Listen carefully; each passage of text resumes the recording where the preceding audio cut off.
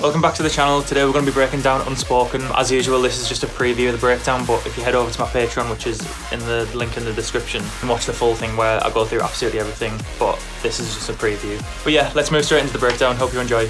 So I've just done a little bit of digging to see where the kind of idea originated from, because I remember I had the vocal through, but the first thing I tried to do was just kind of see if I had any other ideas where the vocal kind of matched up to it and just use that as like a starting point. This is where it stemmed from.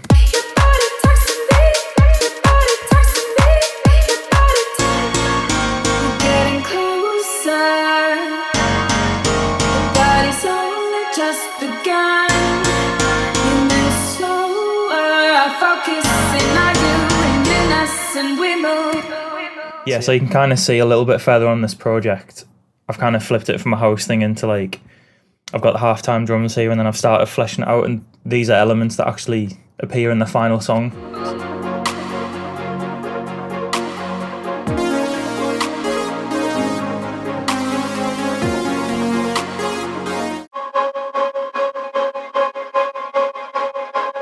So we've just got this atmosphere loop with an LFO on.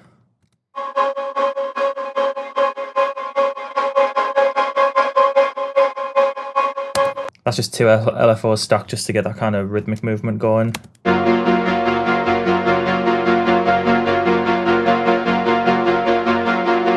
Yeah, we've got a detuned saw patch, just sort of playing that same sort of rhythm just to give a little bit more context. And then we've got this low reese underneath. There's a couple of other atmospheric loops.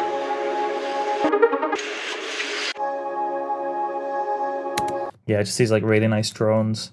And then the arpeggiator, which is done in ANA 2.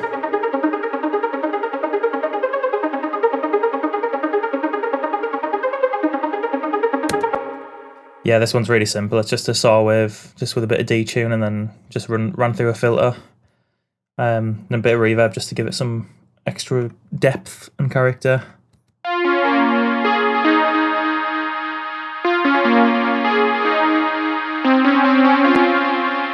We've also got this lead synth from Omnisphere because I just wanted to kind of introduce that lead riff so when it comes in later on it feels like familiar.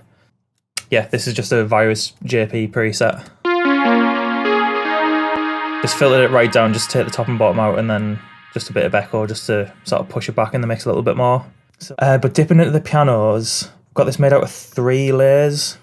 Well, we've got another 2 within this one, so this is quite stacked up, but if we focus on this first one,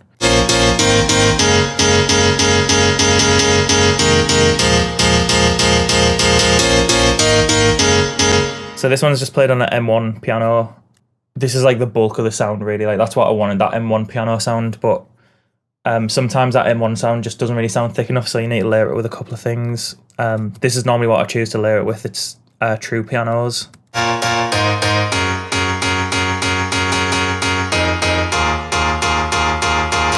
I just really like the width that this adds because it's quite a wide sounding piano, whereas the M1's totally mono. So this just kind of adds a bit of side information and like a lot of beef to the sound. And then the final is just an Omnisphere.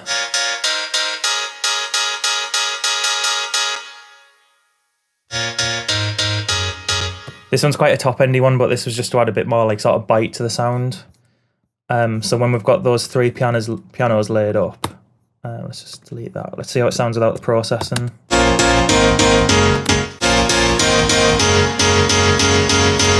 Nothing too crazy this one really. We've got gain reduction, just kind of slamming it down. Kind of doing nothing. And then just a few EQ moves just to kind of get rid of some muddiness and add some presence. And then we've got a bit of stereo imaging, and then just this Pro R, just putting it in a space.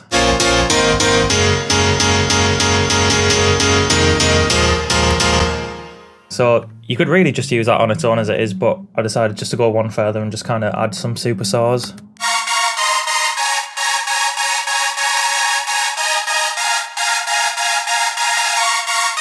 It's just kind of subtle in the background, but it just gives it a bit of a different character.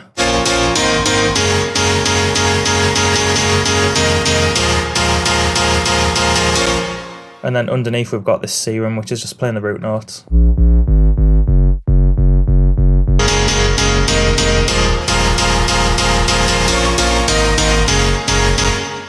Just kind of nice doing these pianos, having like a synth underneath playing the root notes just to kind of reinforce the low end. So this is made of 2 sounds as well.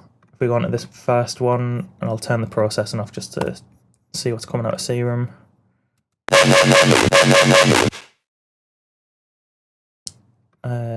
Turn these off as well.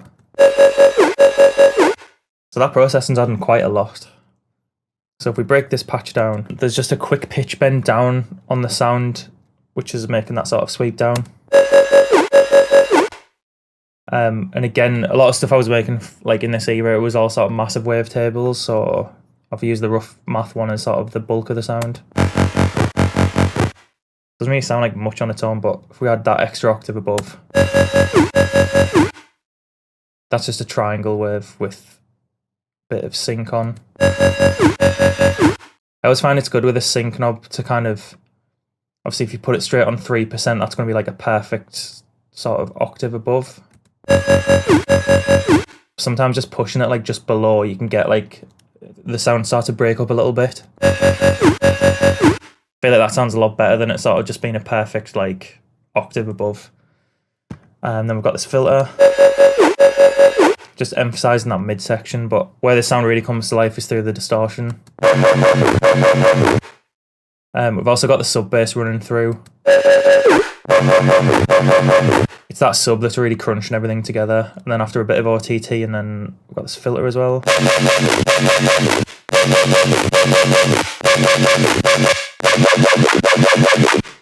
Yeah, so we've got this filter which has got like a really high resonance, just to kind of really emphasise that movement backwards and forwards, but I've just mixed it in at like 34% just to kind of not overdo it.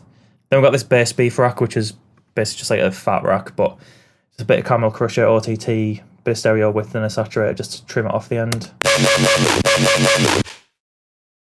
So that's that sound, and then we've got the arpeggiator over the top. So that's kind of doing the same rhythm and the same pitch down, but it's just going up in notes, which is kind of giving it the melody. This is basically the same patch, but I've just took everything else off and it's just a detuned saw wave, so it's going through the same filters. And I think I've done that just so that it all sounds like the same sound, and it's all kind of gelling together quite well. And I've got that exact same, got the exact same fat rack on afterwards. We're just taking out a little bit of bottom end so that it doesn't clash. But then once we put them 2 sounds together, just done a bit of EQ just to bed it into the track, but all together sounds like this. So yeah, nothing too crazy really. I'm actually going to give out the project template that I use, because it's got all the routing built in. It's a little bit different to this, but it's not like a million miles away, but this is how we've done it on this. So we've got the bass, synth, effects. They all go into this sidechain group, and these are sidechained by the kick and the snare. And then we've got the sub, which is being sidechained by the kick and snare like separately.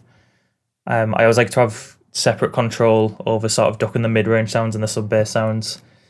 So that's the way that I do that. And then if we go on to the cymbals for the drop, which is all this stuff, these are being sidechained separately as well, but just using a compressor, because yeah, I think I touched on this on the Get High video, but I never like to sort of compress everything with the same sidechain settings. I like it to be like slightly different, because I think the way that like hats overlap with kicks and snares can add a lot of character to the sound, and you really want to have sort of separate control over that compared to like the rate that all the synths and everything else are ducking out of the way. So I do this separately. But when I drop the project template for how I do things now, you'll kind of see how I do this, and I've got like a way better way of sort of routing things than this. But that's it for this breakdown of Unspoken. This has just been a preview. If you go over to Patreon, you can see the full thing where I've broke everything down. You can see every single track in the project. Thanks for watching.